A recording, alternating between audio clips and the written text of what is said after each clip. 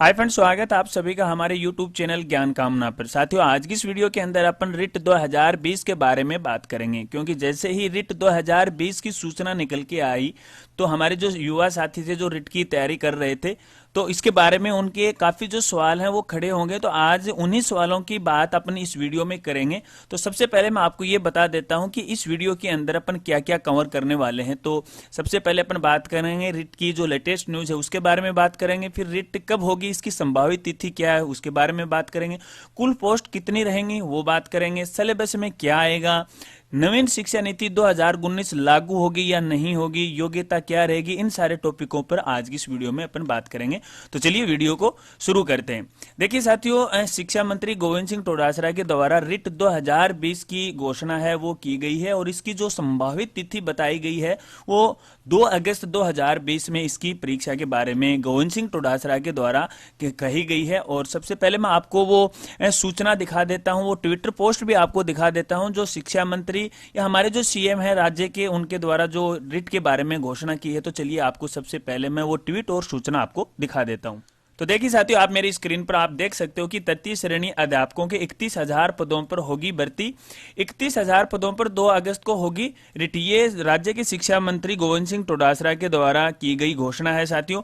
और यहाँ लिखा हुआ कि शेखावटी के 3 लाख से अधिक युवाओं को शिक्षक बनने की राह खुल गई है। शिक्षा राज्य मंत्री गोविंद सिंह डोटासरा के अगस्त में 31,000 तृतीय श्रेणी शिक्षकों की भर्ती की घोषणा से युवाओं को चेहरे पर खुशी खिल गई। अब मैं आपको वो ट्विटर पोस्ट भी आपको दिखा देता हूँ, आपको वेरीफाई में करवा देता हूँ।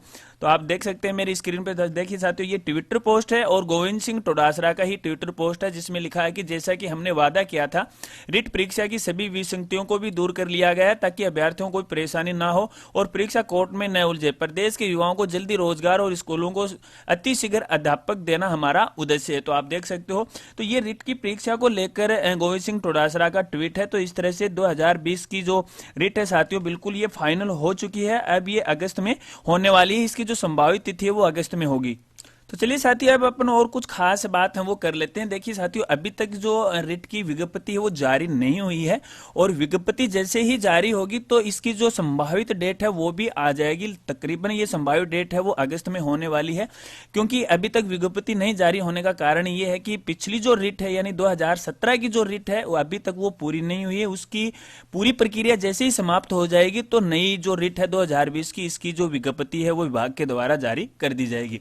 लगभग ये जो नई विज्ञप्ति है साथियों वो मार्च में आने की ये संभावना है, और 31,000 पदों पर ये भर्ती है वो होगी। लेवल प्रथम व द्वितीय पदों का अभी नहीं हुआ है बंटवारा, यानी अभी तक टोटल 31,000 पोस्ट हैं वो विभाग के द्वारा बताई गई हैं, लेकिन लेवल फर्स्ट में कितनी होगी, लेवल सेकंड में कितनी होगी, अभी तक इसकी कोई सूचना नहीं है, क्योंकि विज्ञप्ति है वो अभी जारी नहीं हुई है। अब देखिए साथियों, एक सबसे बड़ा सवाल साथियों के मन में ये आ रहा है, क्योंकि अभी जो नवीन शिक्षा नीति 2019 सुर्खियों में रही है, तो काफी सारे ये जो युवा साथी वो ये सोच रहे हैं क्या न्यू एजुकेशन पॉलिसी 2019 से ये इस रिट 2020 पे लागू होगी या नहीं।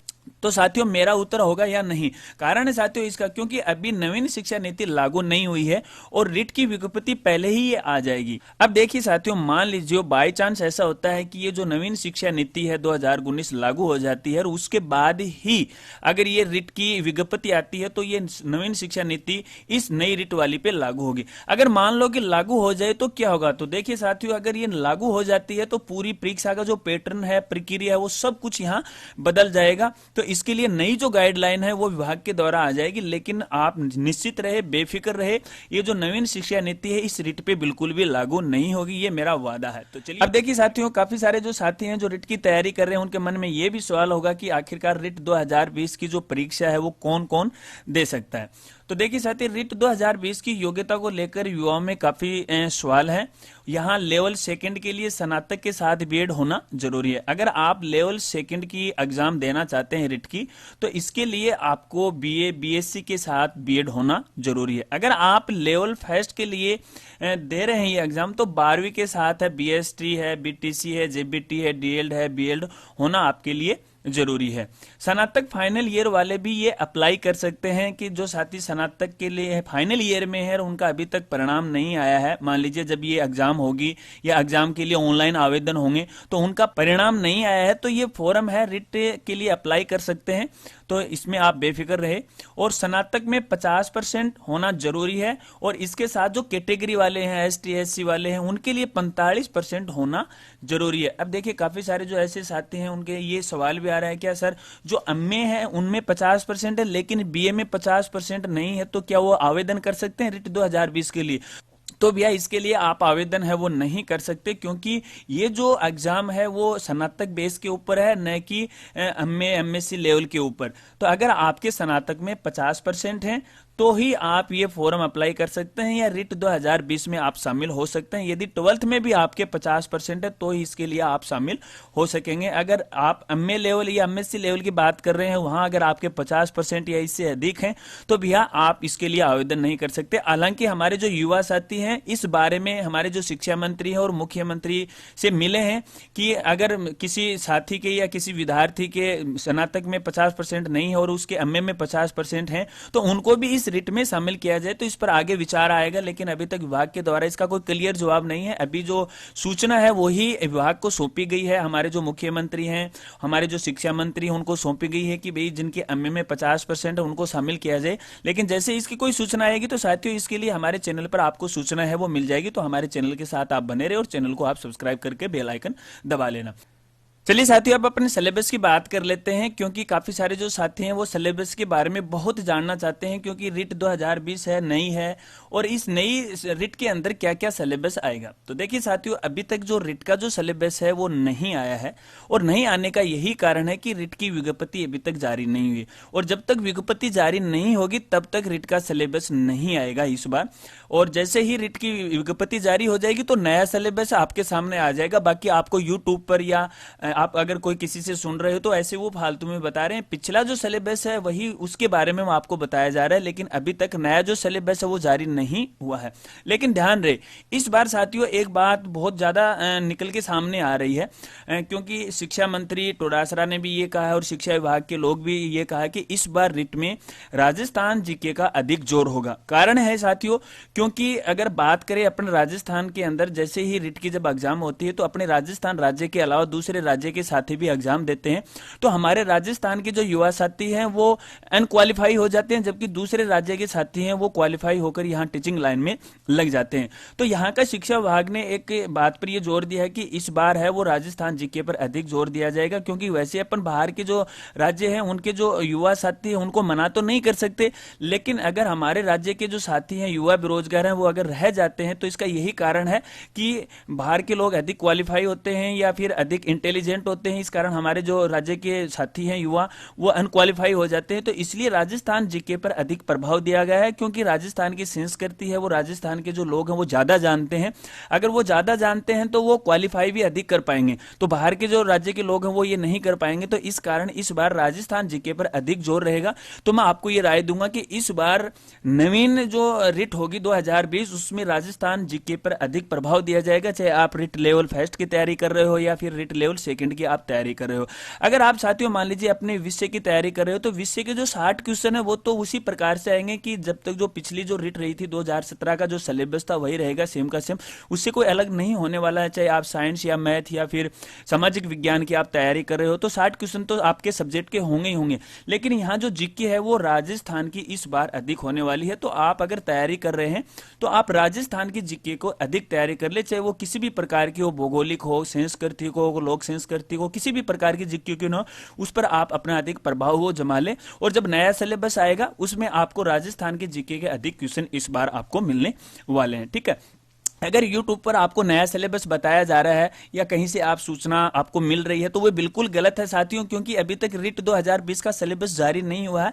बिल्कुल साफ साफ ये कहा गया है कि जब तक विज्ञप्ति जारी नहीं होगी तो नया सिलेबस है वो भी नहीं जारी होगा, और जैसे ही विज्ञप्ति जारी होगी और जो नया सिलेबस आएगा तो साथियों हमारे चैनल पर इसकी सूचना है वो आपको मिल जाएगी। तो चलिए आगे बात करते हैं। कुछ साथियों के सवाल हैं और उन सवालों के मैं जवाब आपको यहाँ देता हूँ। देखिए काफी सारे सवाल हैं। कुछ साथी ये बोलते हैं क्या NISO या फिर सीटेट मान्य होगा इस रिट 2020 के अंदर, तो साथियों मेरा उत्तर ये होगा जी नहीं, बिल्कुल नहीं होगा, क्योंकि सीटेट है वो अलग है और अपनी जो रिट है वो अलग है। तो यहाँ पर सीटेट और एनआईएसओ के बारे में बिल्कुल साफ साफ मैं आपको यहाँ मना कर रहा हूं कि ये बिल्कुल मान्य नहीं होंगे। तो यहाँ केवल और केवल आपको रिट है वो क्वालिफाई आपको करना ही पड़ेगा। चलिए अगला सवाल है, पेपर कैसा होगा, ऑब्जेक्टिव होगा या डिस्क्रिप्टिव होगा? यानी जैसे ही शिक्षा नीति 2019 आई तो ये बवाल सामने खड़ा हो गया लोगों के सामने, क्योंकि उस शिक्षा नीति में ये कहा गया था कि अब की बार अगर कोई भी नया शिक्षक बनेगा तो उनका जो विस्तार से है अध्ययन किया जाएगा, उनका विस्तार से उनकी जांच की जाएगी। तो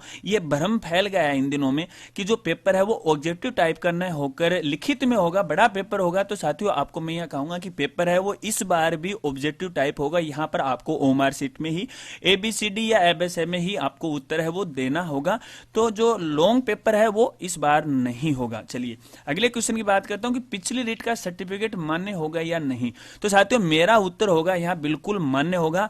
आपकी जानकारी के लिए बता दूं कि पिछली जो रिट की जो एग्जाम हुई थी वो रिट की जो सर्टिफिकेट है वो अगले 3 साल के लिए मान्य होगा। ठीक है, अभी तक उसके 3 साल पूरे नहीं हुए हैं तो वो भी मान्य होगा। लेकिन मैं आपको यहाँ राय दूंगा कि अगर पिछले साल के जो सीटेट वाला सर्टिफिकेट में आपके नंबर कम है, मार्क्स हैं, तो आप अपने मार्क्स को इंप्रूव करने के लिए आप रिट है 2020 आप दीजिएगा, ताकि आप अच्छे नंबर बना सको और आपका सिलेक्शन है वो हो सके। चलिए पास मार्किंग कितना होगा, ये भी काफी सवाल लोग कर रहे हैं।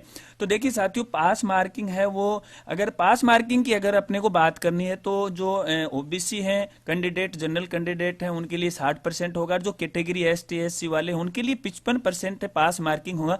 तो देखिए साथियों पास मार्किंग से यहाँ काम नहीं चलने वाला है, क्योंकि साथियों ये कंपटीशन है और इस कंपटीशन में 60 और 55% का कोई लेना देना नहीं होता। जब तक आप अपने रिट 2020 में 120 से लेकर 130 के बीच में पर्सन अगर सही नहीं करोगे तो आपका सिलेक्शन नहीं होगा। और साथियों यहाँ पर कई साथी ये भी सवाल करेंगे सर क्या BA और BSc के नंबर भी इस बार जुड़ेंगे या नहीं जुड़ेंगे? तो बिल्कुल जुड़ेंगे साथियों, 70% नंबर है वो जुड़ेंगे। लेकिन फिर भी आपको 120 या 130 क्वेश्चन है वो आपको यहाँ इस रिट 2020 में करने हैं, उसके बाद आपका जो सिलेक्शन है वो श्योर हो जाएगा। तो साथियों ये तो थी आज रिट के बारे में कुछ मेरी तरफ से आपको सामान्य जानकारी। मैं उम्मीद करता हूं कि जानकारी आपको पसंद आई होगी। अगर जानकारी आपको पसंद है तो वीडियो को लाइक कर दीजिएगा। अगर इसके अलावा आपके कोई सवाल जवाब हैं तो साथियों वीडियो के नीचे आप कमेंट कर सकते हो और वीडियो को लाइक कीजिएगा, शेयर कीजिएगा। अगर चैनल पर अभी नए मेहमान और अभी तक चैनल को नहीं सब्सक्राइब किया है तो साथियों चैनल को जरूर सब्सक्राइब कीजिएगा और सब्सक्राइब करने के बाद बेल आइकन जरूर दबाएगा। साथियों मिलते हैं अगली एक नई वीडियो के साथ, तब तक के लिए जय हिंद, जय भारत।